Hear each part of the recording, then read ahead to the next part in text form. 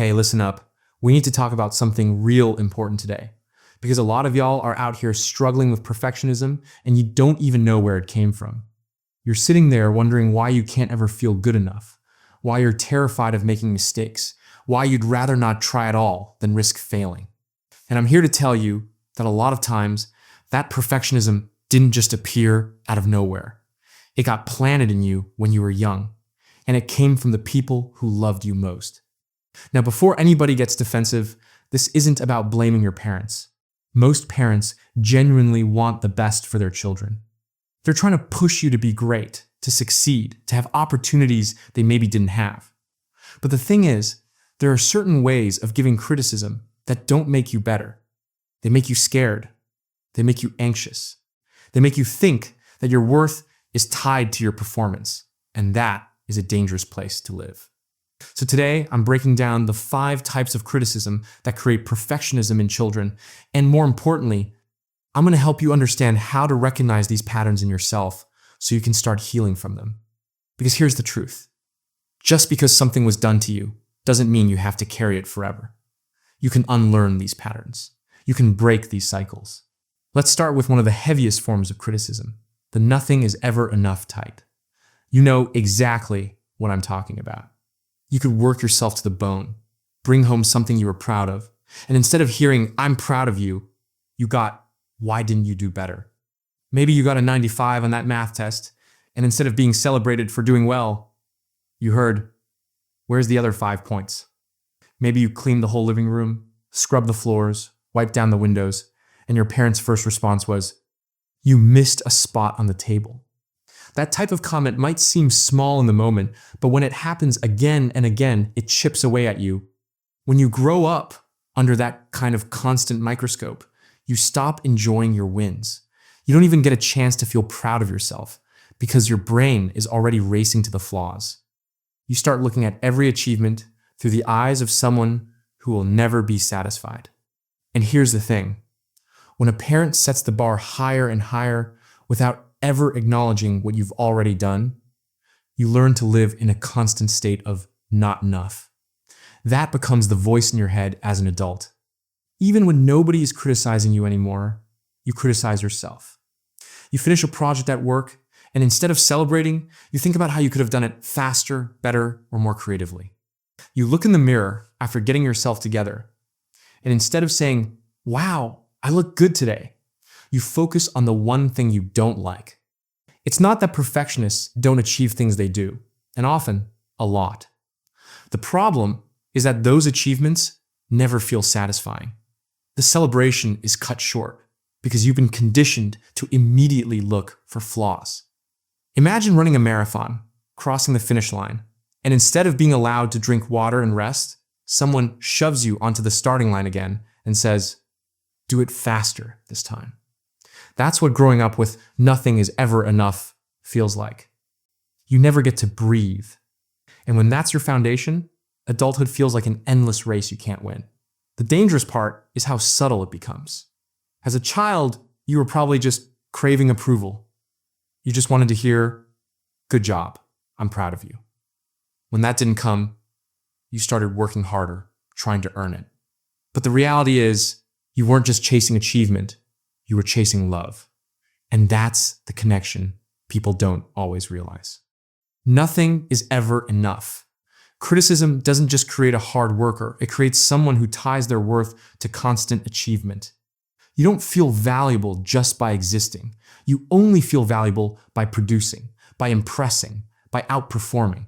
And this bleeds into everything: relationships, work, even personal hobbies. You might find yourself overgiving in relationships because deep down you believe simply being yourself is not enough. You might overwork at your job, staying late, or pushing past burnout because that voice in your head says you're still not doing enough. Even in small things, like cooking a meal, you might beat yourself up if it didn't come out perfectly because you can't escape that critic that was planted in you years ago. Here's the real truth though. When your parents gave you that kind of criticism, it wasn't about you, it was about them. Sometimes it's parents projecting their own unresolved pressure.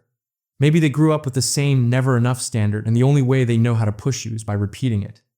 Maybe they thought they were motivating you to be excellent, but in reality, they were teaching you that excellence is never reachable. And sometimes it's about control.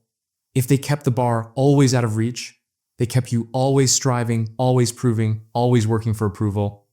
But let me tell you why this matters now. If you don't unlearn this type of criticism, you will keep repeating it in your own life. You'll always feel like you're falling short, even when you're excelling. You'll never feel at peace with yourself because you've been taught peace only comes with perfection, and perfection doesn't exist. And worse, you might pass it down. You might unintentionally treat your partner, your children, or even yourself with that same standard because it's the only voice you've known. So what's the antidote? It's learning to pause and celebrate yourself, even when things aren't perfect. It's teaching yourself to say, I did well instead of, I should have done better. It's catching that inner critic that always points out the missed spot and telling it, no, actually, I did enough today. Reprogramming takes time, but it starts with awareness. When you hear that voice, ask yourself, whose voice is this? Mine or something I inherited? 9 times out of 10, you'll realize it's not yours. It's an echo from the past. You are enough. Not because you're flawless, not because you're always productive, not because you never make mistakes. You're enough because you exist, because you try, because you show up. And until you start believing that, you'll always be chasing an invisible finish line your parents set up without realizing how much it would cost you. 2, the comparison criticism. This is when your parent looked you in the eye and said, why can't you be more like your brother? Or look at your cousin, she's already doing this, why aren't you? Or maybe it was sneakier. They didn't say it directly, but you overheard them bragging about another child's achievements while brushing past yours. Either way, the message was loud and clear. Who you are isn't enough. You should be more like somebody else. The thing about comparison is it cuts deeper than people realize. Kids don't have the ability to separate themselves from the comment. When you hear, why can't you be more like so-and-so? What you really hear is, I'm not good enough as me. And that wound doesn't heal when you grow up. It just hides under the surface and shows up in the way you live your adult life. Comparison criticism trains you to live with a ruler in your hand, constantly measuring yourself against the people around you. You can't just enjoy your journey. You're always scanning the room, checking who's doing better, who's ahead, who's outshining you. Maybe you're at work, and instead of focusing on your progress, you're secretly comparing yourself to a coworker's achievements. Maybe you scroll on social media and every post feels like proof you're behind in life. Someone's making more money, someone's traveling more, someone's in a relationship while you're still figuring yourself out. That mindset doesn't come from nowhere. It comes from growing up in a home where your value was constantly placed on a scale. Here's the thing about perfectionists who were raised on comparison. You don't just want to succeed, you want to succeed more than everybody else. It's not enough to do well, you need to do better. And the worst part is, even when you do win, you can't rest. Because there's always going to be someone else ahead of you. Always. You end up running an endless race, never satisfied, because your self-worth has been tied to being number one. And let's be real, nobody stays number one forever. That cycle is a trap. Another layer to this is how comparison steals individuality. When you're constantly told to be like someone else, you stop asking, what do I like? What's right for me? Instead, you shape your entire identity around proving you can match or exceed whoever you were compared to. Some people even choose careers or lifestyles not because they truly wanted them, but because they wanted to finally silence that voice of comparison. But here's the catch. You can silence your parents' words in your head for a moment, but you can't silence your own unhappiness if you've built a life that doesn't actually fit you. What makes comparison criticism especially dangerous is that it doesn't just create perfectionists, it creates insecure perfectionists. You're not striving for excellence because you love growth. You're striving because you're terrified of being seen as less than. That's why so many adults who grew up under comparison look confident on the outside, but are battling imposter syndrome on the inside. They might be achieving incredible things, but deep down, they never feel like it's enough because they're still comparing themselves to the next person. And let's be clear, comparison doesn't always have to be academic or professional. Sometimes it's about appearance, Maybe you had a sibling who was praised for being pretty or athletic, while you were criticized for not looking or performing the same way. That kind of comparison digs into your self-esteem. It can make you obsess over your body, your clothes, or your achievements as an adult, just trying to prove you're worthy of the same praise. It's heartbreaking, but it's real. Now here's the truth that breaks the cycle. You will never win the comparison game, because life isn't a game you're supposed to win. You were never meant to live someone else's story. You were meant to live yours. When parents compare, it's usually their way of trying to motivate, but the result is the opposite. It kills creativity, confidence, and individuality. And as an adult, your job is to rewrite that script. That means reminding yourself that your journey doesn't have to look like anyone else's. Just because your friend is married by 25 doesn't mean you're late if you're single at 30. Just because your sibling is climbing the corporate ladder doesn't mean your creative path is any less valuable. And just because someone seems ahead doesn't mean you're behind. You're simply on different tracks.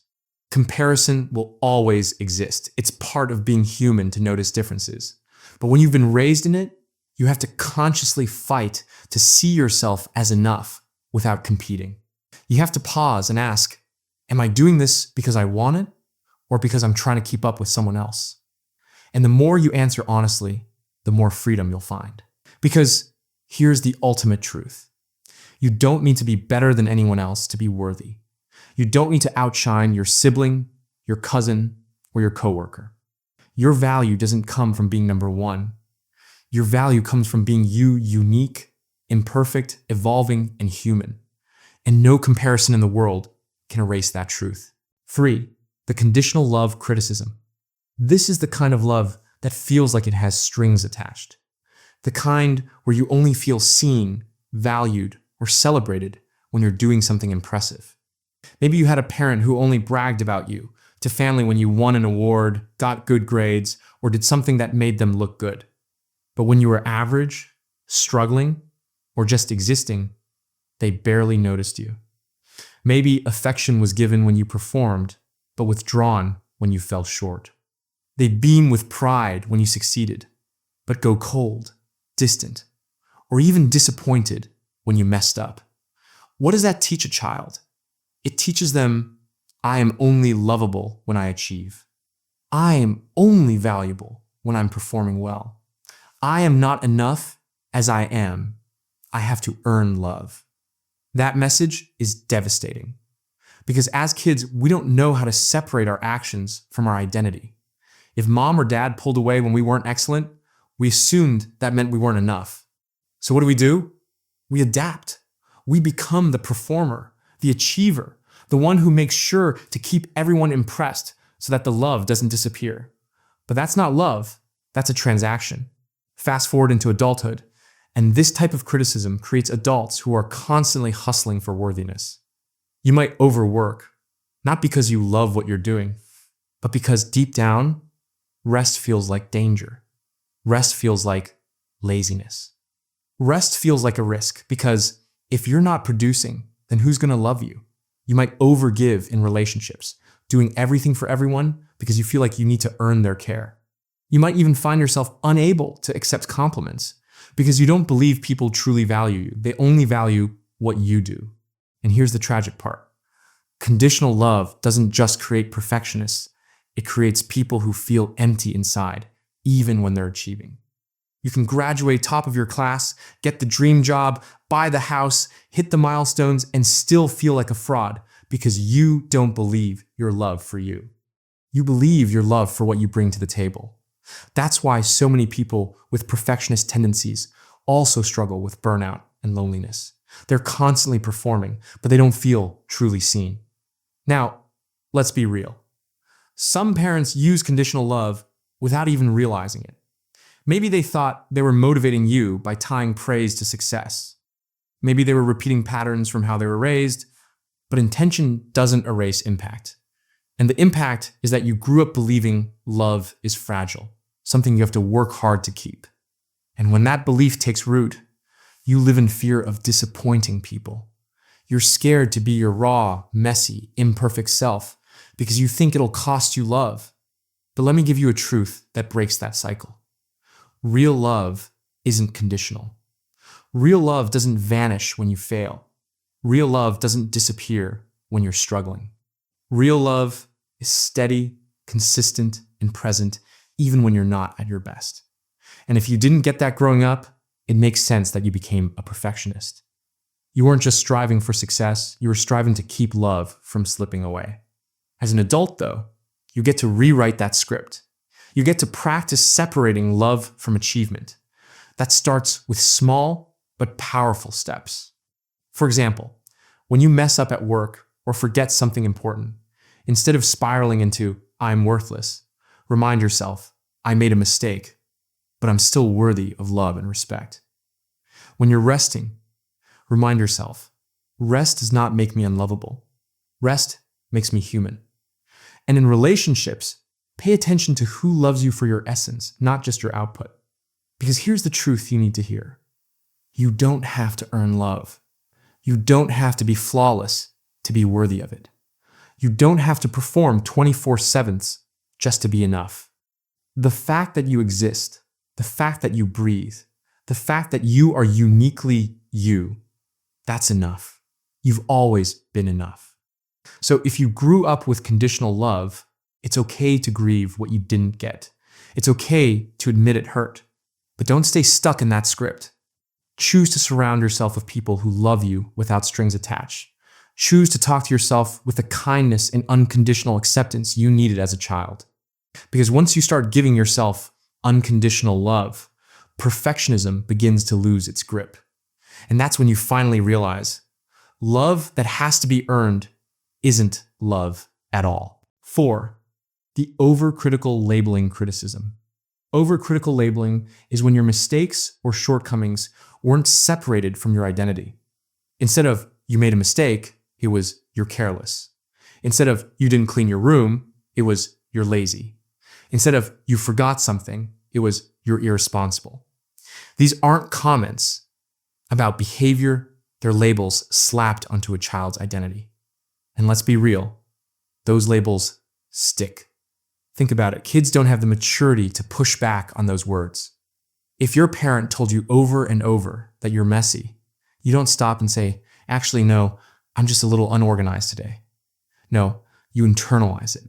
You start believing, "That's who I am." And when someone with authority over you repeats it enough times, it becomes part of your self-concept. Even as an adult, you might catch yourself saying those same words to yourself. "I'm so lazy. I'm so stupid. I'm not good at anything." And the wild part is, you don't even realize those words didn't originate with you. They were planted there.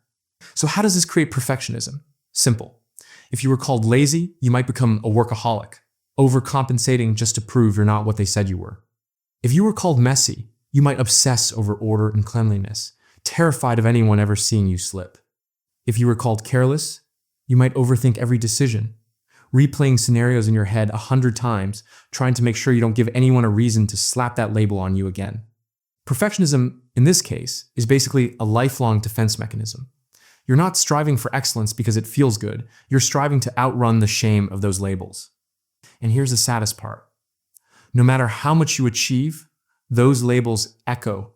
You could have 3 degrees, and in your quiet moments, you'll still hear that voice whispering, "You're not smart enough."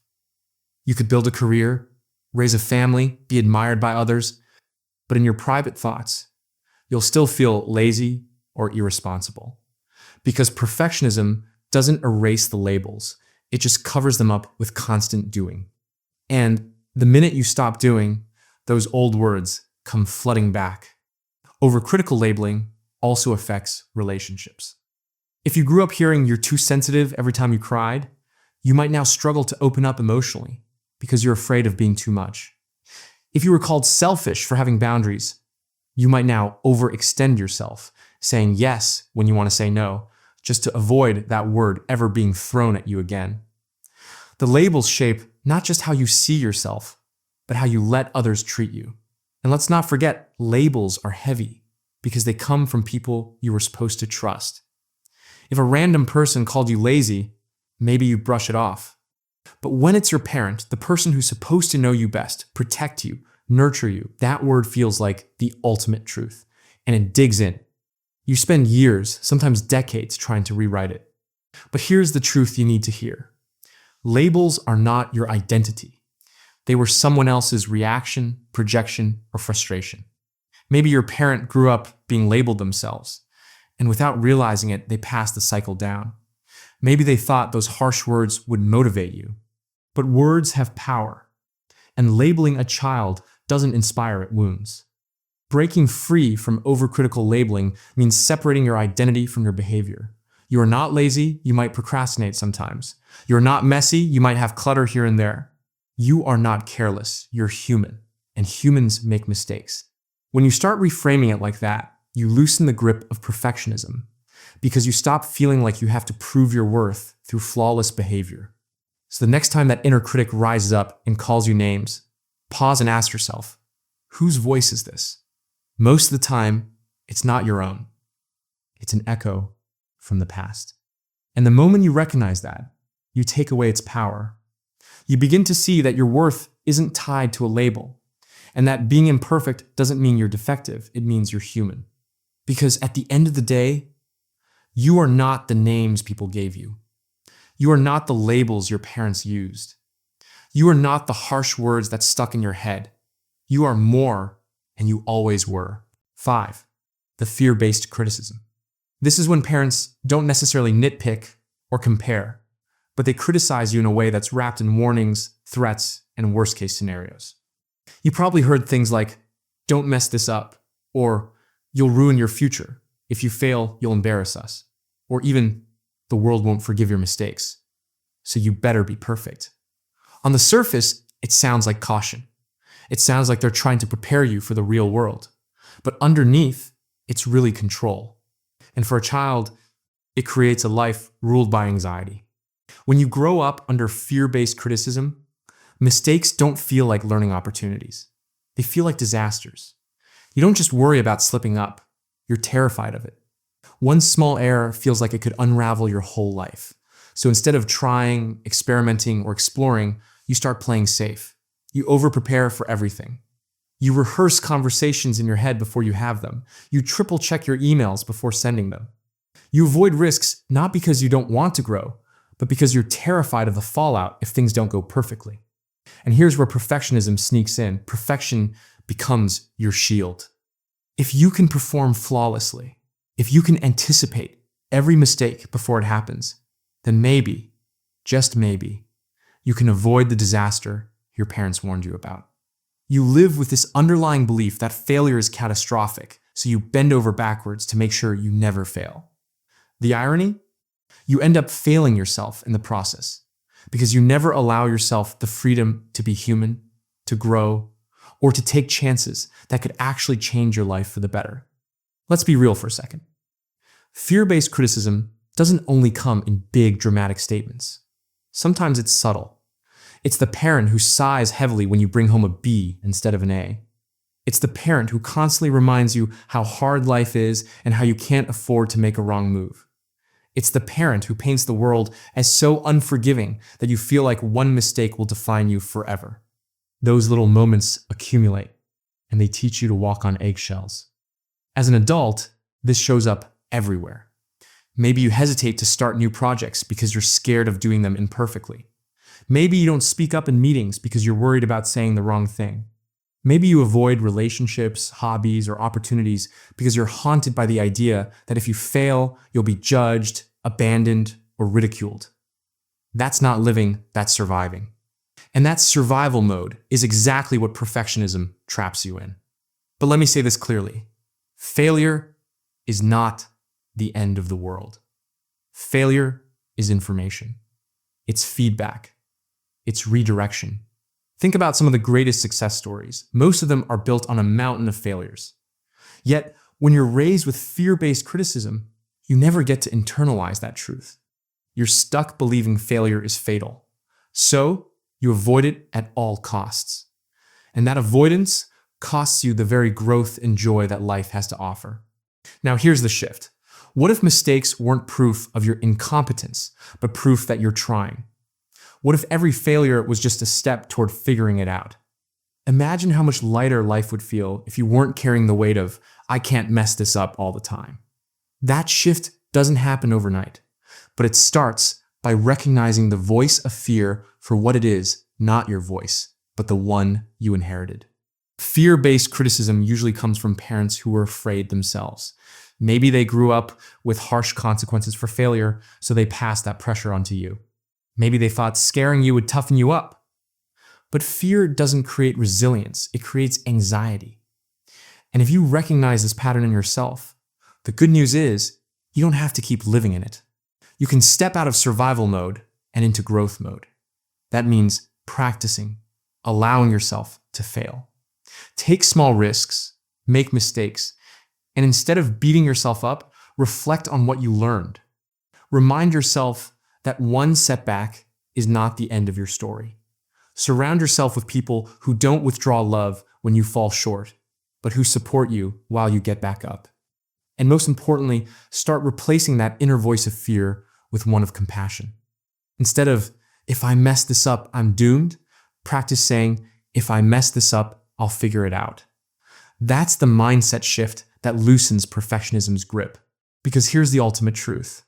Fear-based criticism may have convinced you that the world won't forgive your mistakes, but the reality is you can forgive yourself, and that's what matters most. The world doesn't end when you fail. In fact, life often begins right there when you stumble, learn, and rise again. And the sooner you free yourself from the fear of failing, the sooner you'll discover that perfection was never the goal. Growth was. Every single type of parental criticism we just talked about, whether it was nitpicking, comparison, conditional love, labeling, or fear-based warnings, plants the same poisonous belief: I am only worthy if I am flawless. But let me tell you something that you need to let sink deep. Perfection is not the requirement for love, success, or happiness. Human beings are wired for growth, not flawlessness. You were never meant to be perfect. You were meant to be evolving, learning, and becoming. The hardest but most liberating thing you can do as an adult is separate your worth from your performance. Stop repeating the criticism your parents gave you, because you're not that little child anymore. You don't need to prove your value. You already have it. If you grew up with these types of criticism, it makes sense that you developed perfectionist tendencies. It was survival. But survival is not the same as living. And now, as an adult, you get to choose differently. You get to remind yourself that love doesn't need conditions, mistakes don't define you, and being human means being imperfect but still worthy. So, let this be your turning point. Don't just recognize the voices of criticism to replace them. Replace not enough with I'm growing. Replace comparison with I'm on my own journey. Replace conditional love with I am worthy as I am. Replace labeling with truth. Replace fear with courage. Because at the end of the day, your parents may have planted perfectionism, but you don't have to keep watering it.